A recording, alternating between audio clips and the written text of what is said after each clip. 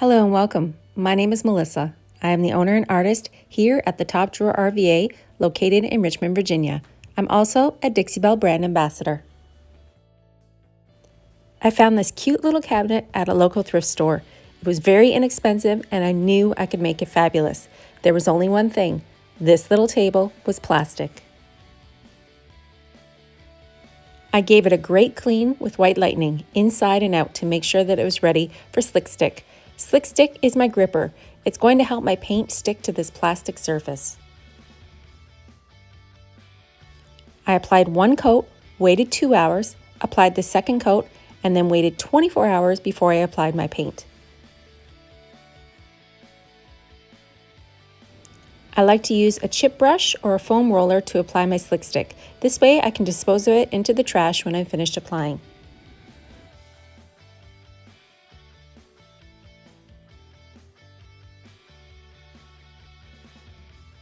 Let's paint this little cabinet.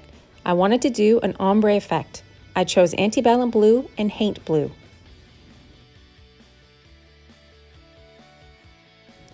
I applied each color with separate brushes. After the first coat started to dry, I came back in, applied more paint, and then ombre'd the colors together with my best dang brush. Let's add some details.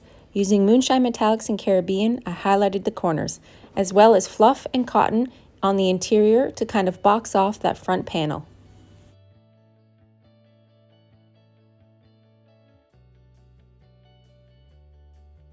I love to create a whimsical pattern, a very Mad Hatter vibe to this piece, so I alternated the caviar and the cotton around the base of the piece.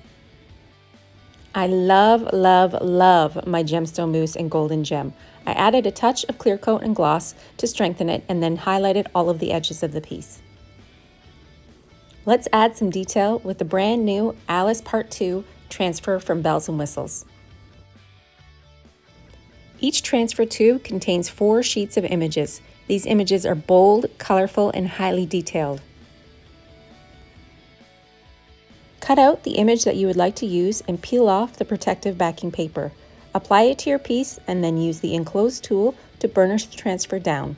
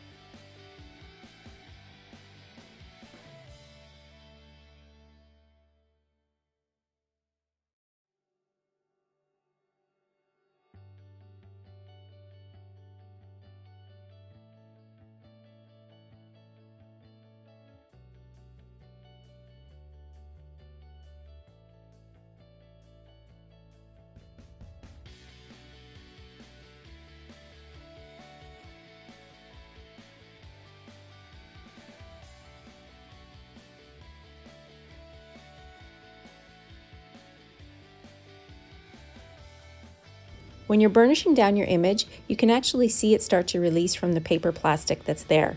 You can see it kind of turn into an opaque color. I like to pull up gently, moving in all directions and going in from the edges to make sure that it's stuck to my piece.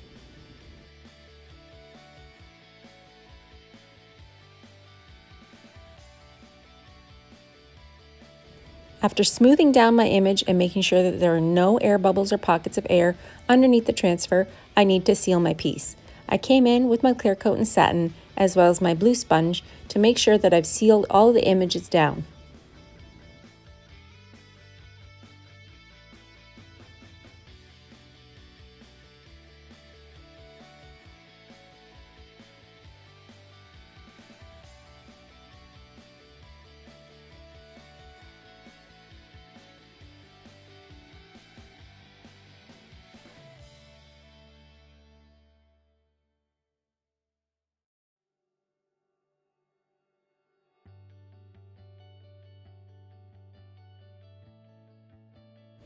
After my clear coat has dried, it was time to add a little bit more detail.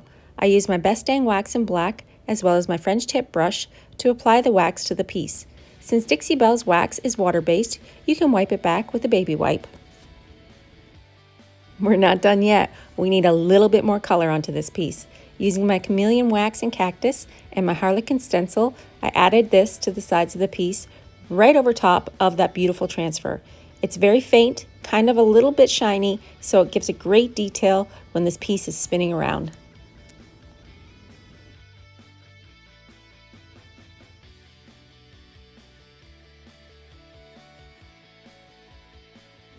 I find that by using a brush, you can really get that beautiful faded image when you use a Mylar stencil. This is my favorite way to add detail onto a small piece.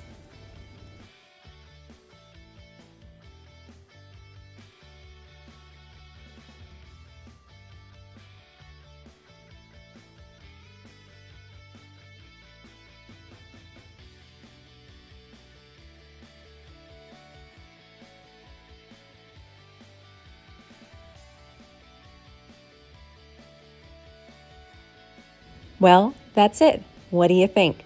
I absolutely love it. This small little 1970s table rotates around and around, showcasing that beautiful Alice Part 2 transfer.